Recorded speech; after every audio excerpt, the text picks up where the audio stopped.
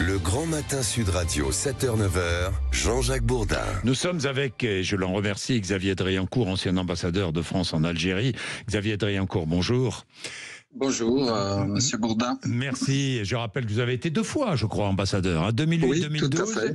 Et 2017, 2020. Hein, c'est bien ça, Xavier Driancourt. Tout à fait, c'est bien cela. Bon. L'affaire de cet influenceur Doualem, expulsé par la France en Algérie, avant que l'Algérie ne le renvoie vers la France, il est aujourd'hui dans un centre de rétention en Seine-et-Marne. Je regarde ce qu'a écrit ce matin sur son compte X, Michael Delafosse, qui est le maire de Montpellier. L'expulsion parce que Doualem, c'est Montpellier, l'expulsion de cet individu incitant à la haine a eu lieu. Nous ne devons rien laisser passer. La République a donc fait preuve dans cette affaire de fermeté. Les autorités d'Alger, en refusant d'accueillir leurs ressortissants, ont fait preuve de faiblesse. Vous partagez ou pas ? Écoutez, là, clairement, on est dans une escalade. Oui. Avec l'Algérie et le fait que hier soir la personne en question, la Doualem, n'ait pas pu rentrer en Algérie, c'est quand même un signal extrêmement fort et négatif de la part d'Alger. Reprenons les événements. Il y a eu quand même l'arrestation de Boualem Sansal, il y a eu le discours du président algérien il y a 8 jours dans lequel il avait des mots extrêmement violents à l'égard de la France. Il y a eu la réponse du président de la République lundi devant la conférence des ambassadeurs qui a donné un signal également, mais maintenant il faut peut-être passer aussi à l'acte, aux actions du côté français, parce que après ce refus d'hier soir, on a franchi une étape supplémentaire. C'est un nouveau défi lancé par l'Algérie et la France, Xavier Driancourt ? Très clairement. Très clairement. Alors, que peut faire ? Quel est l'État avant de voir les répliques possibles de la part des Français, quel est l'état aujourd'hui des relations entre la France et l'Algérie ? Elles sont extrêmement dégradées. Je crois que c'est la crise la plus violente depuis très longtemps, même depuis 1962. Ça rappelle la crise qui avait eu lieu sous le général de Gaulle avec le Maroc, au moment de l'affaire Ben Barka. On en est quasiment à cette situation. J'entendais en début de semaine, d'abord il y a eu le président de la République qui s'est exprimé, il y a eu également Monsieur Barrot, le ministre des Affaires étrangères, mais qui a fait part de ses doutes ou de ses interrogations sur la bonne volonté des Algériens. Aujourd'hui, très clairement, il n'y a plus de doute à avoir, il y a des certitudes, et la certitude, c'est que Alger, comme on dit, nous cherche. Et quelles peuvent être les répliques françaises ?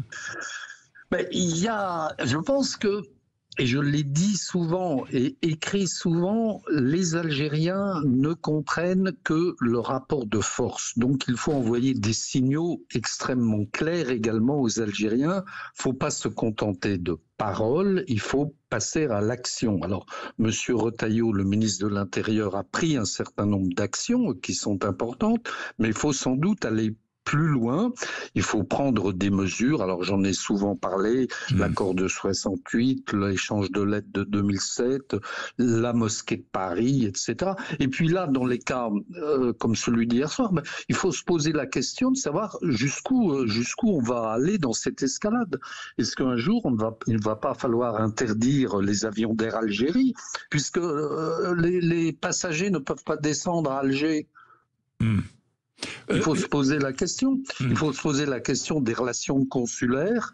Il faut se poser la question, peut-être, on n'y arrivera sans doute pas, mais il faut se poser la question un jour d'une éventuelle rupture des relations diplomatiques.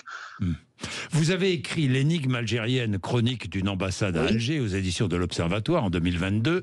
Guy Carlier est à mes côtés. Vous avez une question à poser à Xavier Driancourt ? Monsieur l'ambassadeur, comment réagit la communauté franco-algérienne, c'est-à-dire les Français, mais de la 3e génération, etc.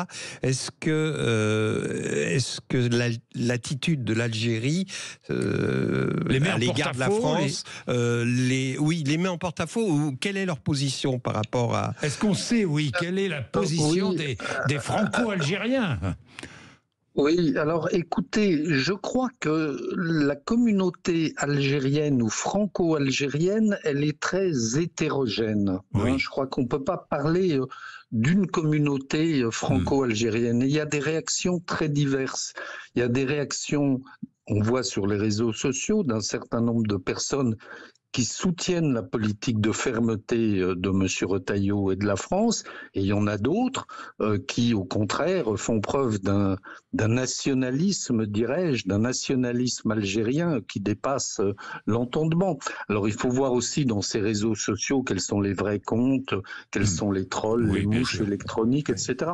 Mais je crois encore une fois que la communauté algérienne, elle est très variée, très diverse. Il y a des gens parfaitement intégrés qui regrettent cette escalade à laquelle on assiste tous les jours. Évidemment, Xavier Driancourt, le président Tebboune, joue sur le nationalisme volontairement. Bien sûr, bien sûr. Il y a une fuite en avant du pouvoir algérien. Oui. C'est clair.